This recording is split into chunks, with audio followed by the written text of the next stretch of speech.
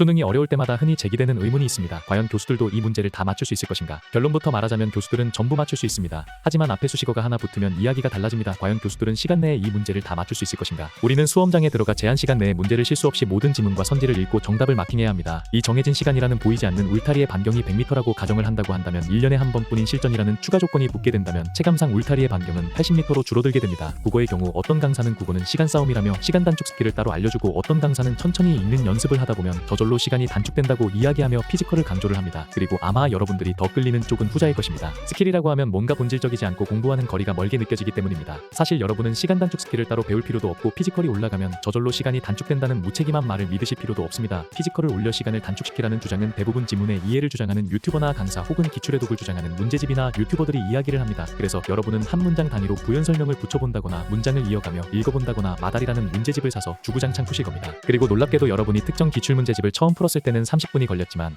회독수가 늘어날수록 이해력도 높아지게 되고 시간도 점점 줄어들게 됩니다. 그래서 흔히 내리는 잘못된 결론으로는 회독을 통해 피지컬을 올려 시간을 단축시켜야겠다 혹은 모든 지문을 깊게 이해하며 읽는 연습을 하여 시간을 단축시켜야겠다입니다. 그리고 피지컬을 중요시하는 학생들의 경우 시험마다 등급의 편차가 크며 일정한 퍼포먼스를 내지 못합니다. 항상 말했듯이 시험에 있어 중요한 것은 자신이 얼마나 높은 고점을 낼 수 있냐가 아닌 높은 저점을 일관되게 내는 것입니다. 피지컬을 올린다는 것은 동물적인 감각을 훈련하는 복서와 유사합니다. 그리고 높은 저점을 유지한다는 것은 일정한 전략 내에서 행동을 제한시키고 그 속에서 추가적으로 감각을 훈련하는 복서입니다. 동물적인 감각의 복서는 상대를 만날 때마다 링 위의 상황마다 그때그때 피지컬로 극복합니다. 그리고 수많은 명장면을 탄생시키고 천재라는 수식어가 붙게 됩니다. 하지만 자신만의 전략 내에서 주먹이 특정 거리에서 어떻게 날아올 때는 어떻게 피하고 어떻게 날아올 때는 어떻게 카운터를 날릴지 스스로 규칙을 정해 제한된 틀 내에서 행동하는 복서는 수재라는 수식어가 붙게 됩니다. 첫 유형은 임팩트가 크지만 수명이 짧습니다. 그리고 우리가 아는 거의 대부분 분야의 롱런하는 프로들은 저점이 높습니다. 그리고 장담컨대 무조건 자신만의 전략 혹은 규칙이 있습니다. 프로게이머나 축구 분야만 해도 몇몇 분이 떠오를 겁니다. 손흥민존이라는 말도 괜히 나온 것이 아닙니다. 우리는 한순간의 영광을 거머쥐기 위해 공부하지 않습니다. 그 한순간의 영광이 수능날이면 좋지만 특정 모의고사에서만 발휘되고 수능장에서는 발휘가 되지 않으면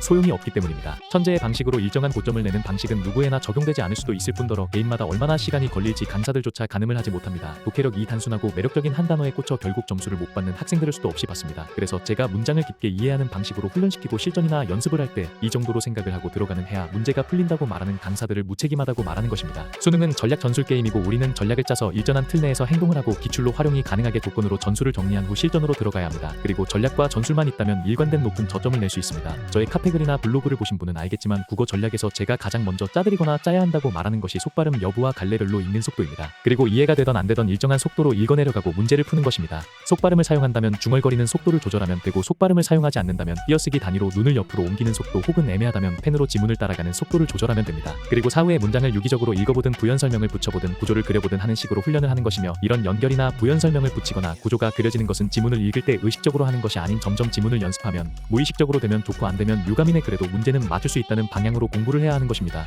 핵심은 이런 깊은 이해를 하며 넘기고 문장이 처리되고 운 어디까지나 자연스럽게 무의식에 맡기는 것이 핵심입니다. 어려운 단어로 나만의 단어로 바꾸어 읽는 것도 자연스럽게 되면 좋은 것이고 안 되면 어쩔 수 없는 것입니다. 특정 강사의 방식이 체화가 안 된다고 스트레스 받으실 필요가 없습니다. 사후에 지문을 다시 읽으며 방법을 적용시키며 쌓아나가는 것이 핵심입니다. 다시 말하자면 자연스레 되면 좋고 안 되면 유감 딱 그뿐입니다. 누군가는 이런 질문을 할 수 있습니다. 깊은 이해를 하지 않으면 문제를 풀 수가 없다는 질문이고 제 대답은 깊은 이해를 하지 않아도 문제를 풀 수 있다는 것입니다. 선지를 만난다면 어디로 돌아갈지만을 생각하고 돌아가도 방황을 한다면 세모를 치고 넘어가시면 됩니다. 그리고 돌아갔는데 공식이 안 온다거나 케이스가 분류가 되어 있다거나 예외의 형식으로 머리로 처리가 힘들다는 느낌이 든다면 선지마다 표를 그리시면 되며 표를 그리는 방식은 제가 올리는 영상을 종종 시청하시면 감을 잡으실 겁니다.